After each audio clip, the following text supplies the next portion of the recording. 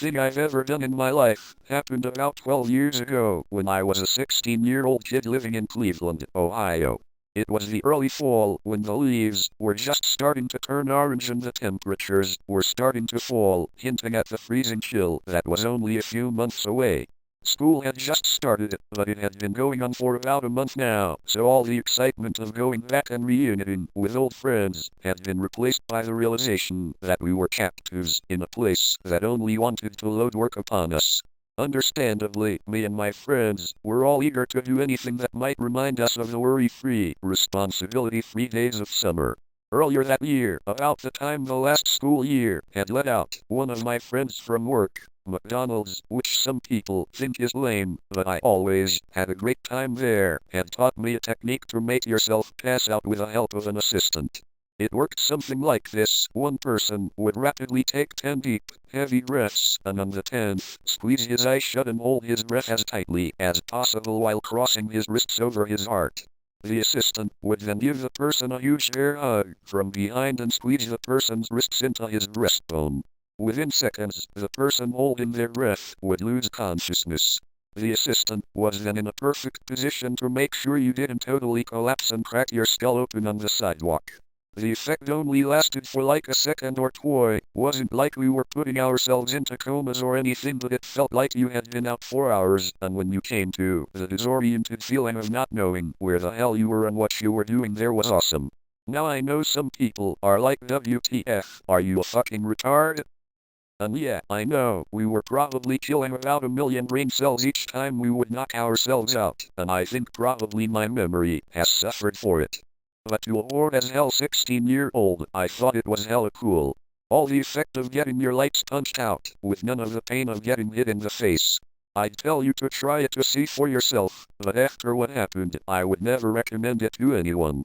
One interesting side effect of doing this, which was really most of the reason we did it, was that while you were out, you'd have extremely lucid, vivid dreams, which you could always recall upon awaking. After all, you were only asleep for 2 seconds.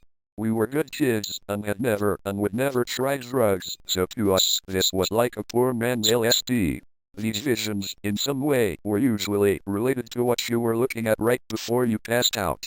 For example, once I dreamed that I was climbing a mountain, way up in the Himalayas or something, but there was a handrail there. Who the hell puts handrails at 20,000 feet? When I came to and remembered where I was, I realized I had been looking at the staircase at the corner of my girlfriend's living room. Another time, I had a vision of Fred Flintstone smiling and holding out his hand in front of a mural with a DARE logo. That's drug abuse resistance education, a program cops teach in public schools. You've probably seen the bumper stickers. I woke up and saw that my friend Brett had been standing in front of me right before I slipped into dreamland, and that logo was on his shirt. Where Fred Flintstone came from, I have no idea. The visions were always mundane things like those. Always, until that one day.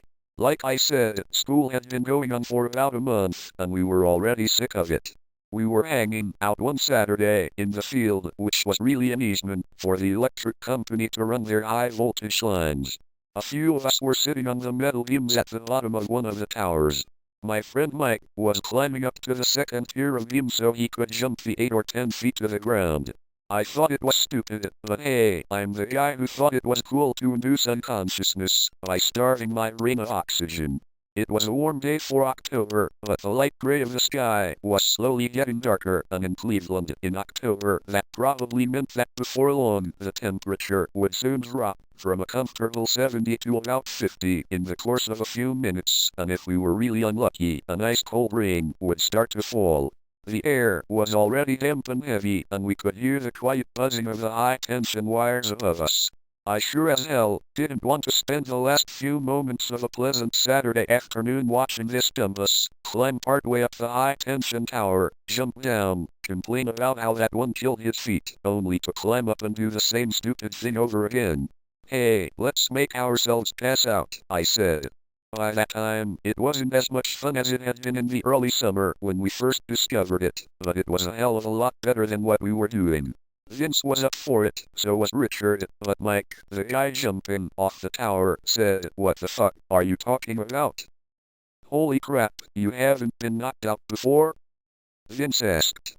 No, was the response.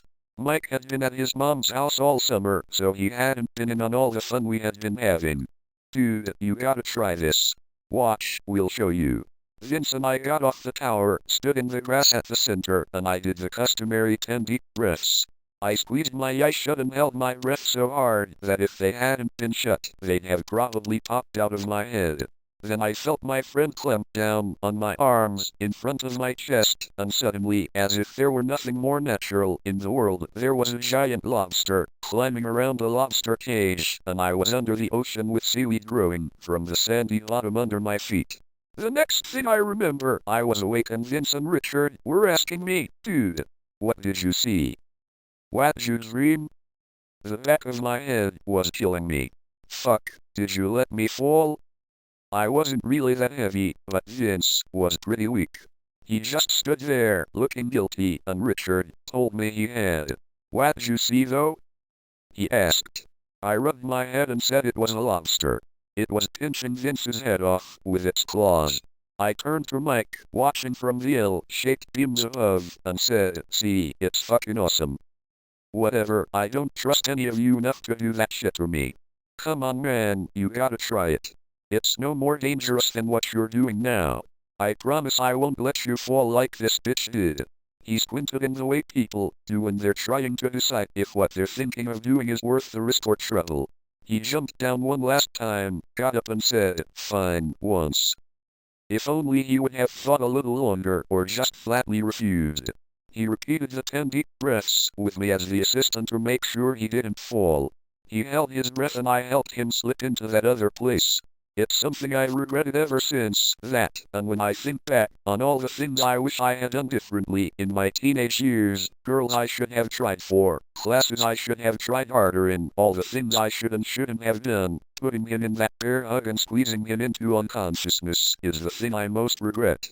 I felt the dead weight shift from his feet onto my chest, and he was a pretty big guy, but I made sure to let him down easy and not knock his head against the hard-packed earth. Just as I laid him on the grass, he came back. He woke up screaming. Fuck. Holy fuck, get away! Get away! Get away! He screamed as he leaped up to his feet and flailed his arms around his head. We all jumped back, afraid of being hit in his frenzy, but more afraid, so scared we almost shit our pants of what we were seeing. After about 5 seconds, which is about twice the time it normally takes a person to realize where they're at and remember what they were doing, he slowed down. Shit. Shit, holy shit, he was breathing heavily, gasping deep breaths and hunched over at the corner of the tower. It's a wonder that in his maddened state he didn't run right into the supports and knock himself out for real. But he just stood there, bent over at the waist, then fell to his knees. With his back turned to us, he started rocking and wringing his hands and muttering to himself. Holy motherfuck, said Vince. What the hell did you see? But Mike didn't answer. We approached him slowly, and as we drew near we could hear him quietly sobbing. In our macho world, that was normally a crime, punishable by death, but at the time of course we didn't say a word. I reached out a hand to his shoulder. But as soon as I touched him, a touch so tentative and light that he shouldn't have even been able to feel it, he shrieked and jumped away, clanging his back into the corner of the tower. He pressed up hard against it, staring at us with a look of terror in his eyes so real you'd think we were demons from the pit of hell. If ever, in those few moments I thought that he was putting on to fuck with us, that look put all my doubts to rest. That and what happened afterwards, of course.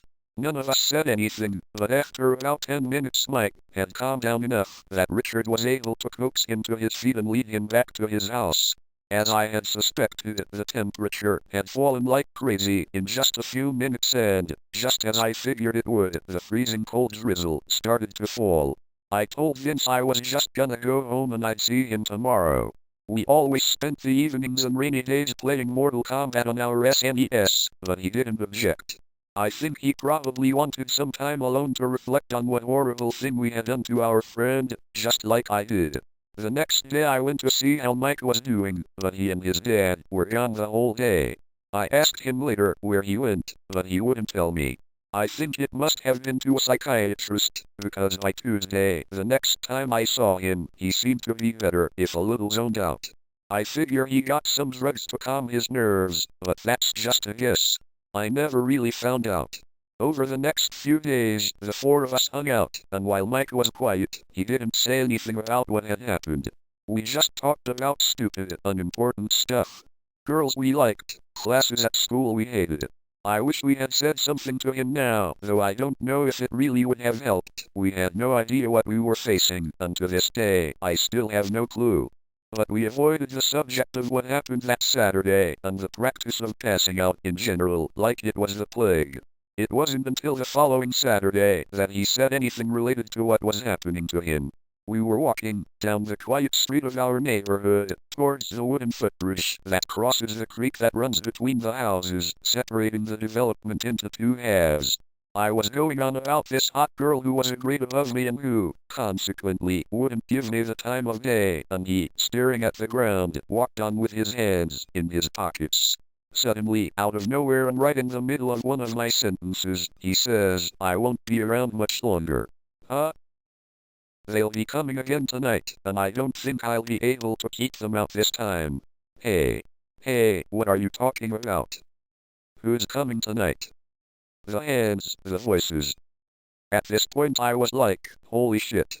I could feel my breathing get quick and shallow, and I felt my face and hands get hot to hear him talk, so matter-of-factly, about some horror that I couldn't even imagine. But I'll never forget that conversation. It etched into my mind like the stone tablets in the Ten Commandments. I stammered a few times, then said, stupidly, "What hands?" At night, I look at the tree out my window, then it goes black and the hands, dozens, 100 of them, pushing against the glass. And what do? I push back. All night. But I'm tired. I can't keep them out anymore. And the voices say I have to let them in. Little kid voices and little kid hands. He lowered his voice to a whisper, but I could tell in what he said next that he was struggling to keep the panic at bay. "Sometimes I see their faces," he said in a trembling voice. We had come to the walkway up to his house. He stopped and finally lifted his face to me. "Tell Vince he can have my Super Nintendo. He don't have one and his mom sure as hell won't buy him one. Richard can have my CDs. I know you guys don't like rap, but he does." I started to say something, but he turned and walked up to his house. He went inside and closed the door. How I wish I would have went up and knocked. Told him I would have stayed the night. But we were 16, and at that age guys didn't do that anymore. So I just went home. I didn't even answer the door for Vince when he came over later. When I went to bed, I didn't sleep well, and I was constantly listening to every creak and groan that the house made, listening for the voices of a multitude of children. I normally slept with the curtains open, but tonight I closed them tight. The next day, we learned someone had broken into Mike's house. A police car was there in his driveway, and I about shit a brick when I saw it. Later, my worst fears were confirmed when I learned that it was Mike's bedroom window that had been broken into. He was missing, was all they told us. The cops asked all three of us a ton of questions, and people from the Center for Missing and Exploited Children came and asked us more.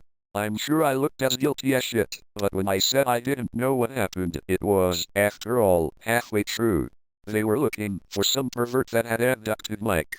So no matter how hard they drilled me, they couldn't get any information relating to that, of course, so finally they gave up. He was on milk cartons and missing children TV shows, but to this day, his is still an unsolved case. After it was all over, I went to the library to research what the fuck happened, because in those days, while the internet was a research tool, it was only for rocket scientists or people who could afford a $5,000 computer. I didn't find much. The closest thing that I think is related is something I only discovered later in my junior class on world history. Apparently, Egyptian priests used to seal themselves in coffins for just long enough a time to almost die. They would then be resuscitated so they could relate the things they saw in the netherworld while dead to the other priests. I can only figure that perhaps the electricity in the air or the weather made Mike go under deeper than we ever had and gave him an experience something like what the Egyptian priests had. But Vince knocked me out too, in almost the same spot where Mike was standing when I did it to him. Could he have just been more receptive to the call of that other place? or had knocking my head on the ground somehow jostled me free of their hold? I don't know, and I don't think I ever will, but sometimes it still makes me shiver.